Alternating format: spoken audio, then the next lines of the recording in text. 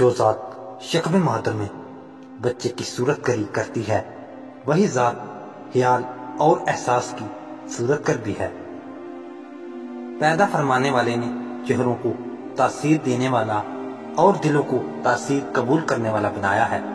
ہر چہرہ ایک رینج رکھتا ہے، اس کے اندر اس کی تاثیر ہوتی ہے۔ یہ دائرہ تاثیر صدیوں اور زمانوں پر محیط ہے۔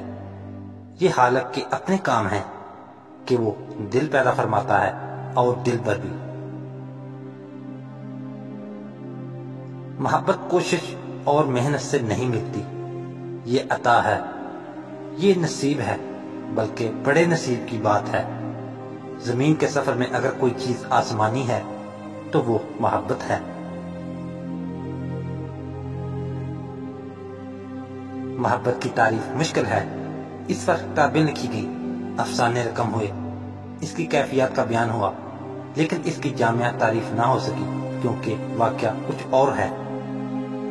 محبت سے آشنا انسان ہر طرف حسن ہی حسن دیکھتا ہے، اس کی زندگی نثر سے نکل کر شعر میں داخل ہو جاتی ہے۔ اس کی تنہائی میں میلے ہوتے ہیں، وہ ہنستا ہے اور بے سبب روتا ہے۔ محبت کی کائنات جلوہ محبوب کے سوا کچھ اور نہیں۔ محبوب کا چہرہ محب کے لیے کعبہ بن کر رہ جاتا ہے۔ محبت انسان کو زمان اور مکان کی ظاہری قیود سے آزاد کر دیتی ہے۔ محبت وحدت سے کثرت اور کثرت سے وحدت کا سفر طے کرتی ہے۔ محبت آسمانوں کی بے کران وسطوں کو ایک جست میں طے کر لیتی ہے۔ محبت اس زندگی میں ایک اور زندگی ہے، اسی کائنات میں ایک اور کائنات ہے۔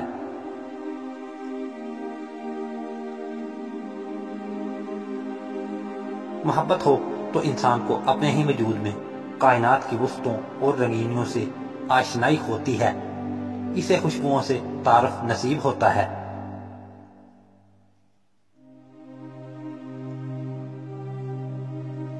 اسے آہٹیں سنائی دیتی ہیں، وہ دھڑکنوں سے آشنا ہوتا ہے اور اسے نالہ نیم شب کا مفہوم سمجھ آتا ہے۔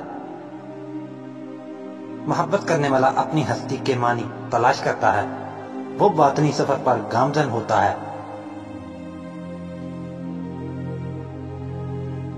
در حقیقت محبت آرزوئے قرب حسن کا نام ہے۔ ہم ہمہ وقت جس کے قریب ہونا چاہتے ہیں وہی محبوب ہے۔ محبت اشتہائے نفس یا تسکین وجود کا نام نہیں، اہل حوث کی سائیکی اور ہے اور اہل دل کا انداز فکر اور ہے۔